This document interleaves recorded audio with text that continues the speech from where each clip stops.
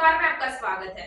चुनाव प्रचार के लिए गए तेजस्वी यादव ने कटिहार जिले के बरारी नगर पंचायत के जागेश्वर हाई स्कूल के प्रांगण में भाजपा पर तीखा हमला बोला।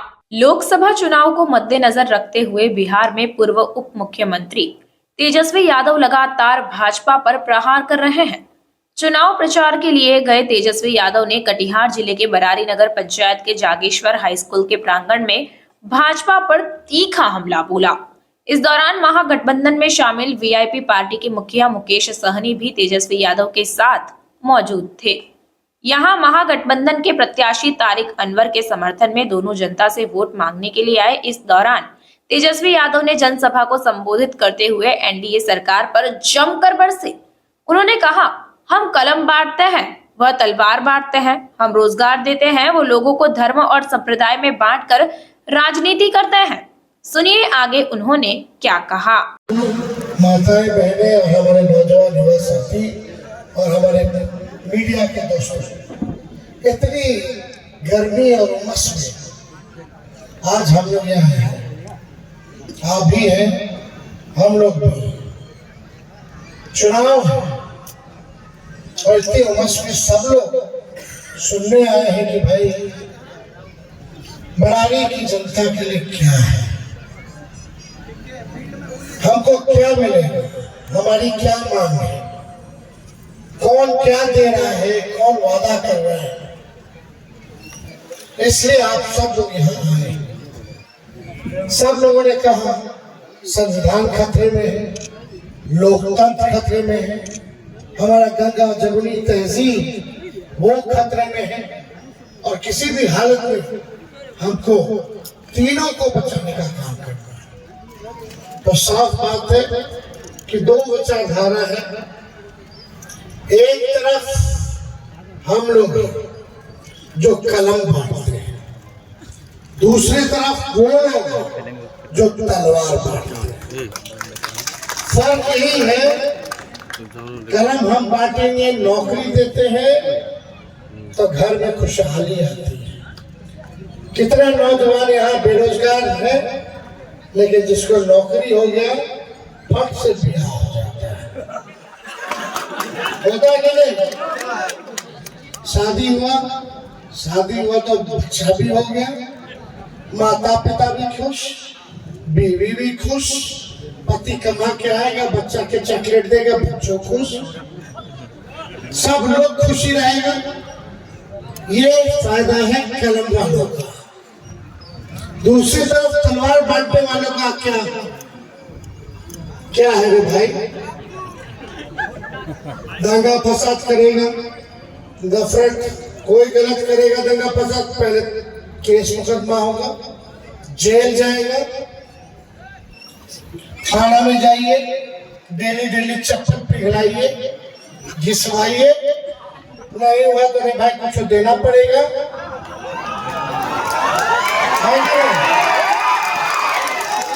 और नहीं, वकील बाबू को भी रखना पड़ेगा, कुछ देना पड़ेगा।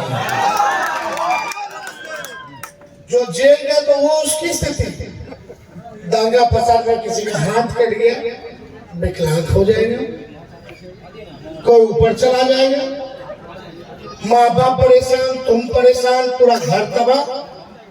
जेल से मान लो बाहर निकल भी गया, लड़की देखने जाएगा, लड़की वाला बोलेगा तो जेल में रख के हमको ब्याह नहीं करना। ये स्थिति। अब आप लोगों को तय करना है कि आपको बेहतर बिहार देश बनाना है, खुशहाली वाला। हम लोग चाहते हैं कि हर एक के चेहरे पे मुस्कान हो, गरीब के भी चेहरे पे मुस्कान हो, मजदूर के भी चेहरे पे, किसान के भी चेहरे पे मुस्कान हो, सब लोगों के चेहरे पे मुस्कान। ऐसा खुशहाल देश हम बनाना चाहते हैं। 17 साल से भाजपा की सरकार है बिहार में, मुख्यमंत्री जी के साथ, जेडीयू के साथ। 10 साल से प्रधानमंत्री मोदी जी हैं और यहाँ के सांसद भी एनडीए का, प्रधानमंत्री भी एनडीए का, मुख्यमंत्री भी एनडीए का। विधायक भी एनडीए का है कि नहीं? सब कुछ ऊपर से नीचे सब एनडीए वाला का जिता दिया कटिहार वाला। अब बताओ कटिहार सबसे गरीब जिला है कि नहीं है? गरीबी है कि नहीं? गरीबी है, बेरोजगारी है कि नहीं है, महंगाई है कि नहीं है? तो पहला वोट देगा रे भाई उनको। हमने वादा किया था 2020 में एक मौका तो अपने भाई को तो 10 लाख सरकारी नौकरी देगा। जब चाचा जी बीजेपी को लात मार के आए हम लोगों के पास माफी मांगा, भाजपा को भगाने के लिए हमने सबसे बड़ी पार्टी होने के बावजूद भी उनको मुख्यमंत्री बनाया और हमने 5 लाख सरकारी नौकरी 3 महीने के अंदर हमारा बांटा। देश में किसी भी राज्य में नहीं हुआ। और जब हम 20 में बोलते थे कि 10 लाख चाहिए तो हमारे चाचा बोलते थे कहां से लगा, अपने बाप के पास से पैसा लाके वेतन बांटेगा, असंभव है। सोचिए उन्हीं मुख्यमंत्री के हाथों तेजस्वी ने 17 महीने में 5 लाख नियुक्ति पत्र लोगों को बंटवाने का काम किया। जातीय दलित घटना हुई, आरक्षण की सीमाओं को बढ़ाया गया, तालीमी मरकज हो, टोला सेवक हो, विकास मित्र हो, आंगनबाड़ी हो, सबके मानदेय को बढ़ाया हमने, दुगुना किया। 4.5 लाख नियोजित शिक्षक लोग आंदोलन करते थे कि नहीं करते थे? अब कर रहे हैं। हम लोगों ने 4.5 लाख नियोजित शिक्षकों को सरकारी कर्मी का दर्जा दिया। 4.5 लाख को 5 लाख की 9.5 लाख हो गया। वो तो छोड़िए, वो तो चाचा जी पलट गए तब तो 10 लाख लोगों को सरकारी नौकरी। तो हम लोग ये सब काम जो है किए। अब चाचा जी को हाईजैक कर लिया सब, वो आएंगे प्रचार में। लेना था एक बार लेता मुख्यमंत्री का शपथ तो 5 साल रहता है। अभी नवंबर 24-25 में चुनाव, 1.5 साल बाकी है, यानी 3.5 साल में 3 बार वो हो चुके हैं, टोटल 9 बार।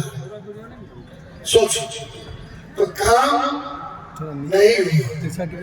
प्रधानमंत्री जी ने 14 में क्या बोला था? भाइयों बहनों, मोदी आएगा तो 2 करोड़ नौजवानों को सरकारी नौकरी देगा।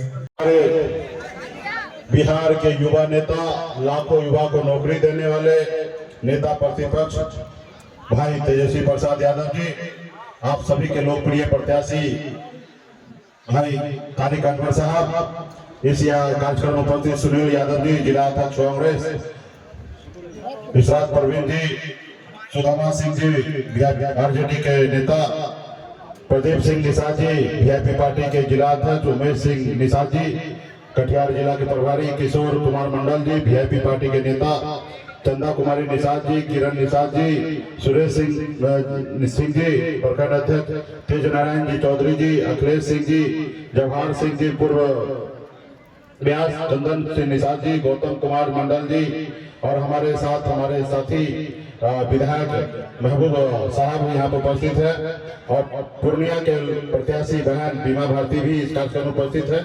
हमारे राम प्रकाश महतो जी पूर्व मंत्री यहाँ पर उपस्थित है और हमारे साथी रहे स्वर्गीय नीरज यादव जी की धर्मपत्नी कुमारी बेबी जी भी उपस्थित है और तर्केश्वर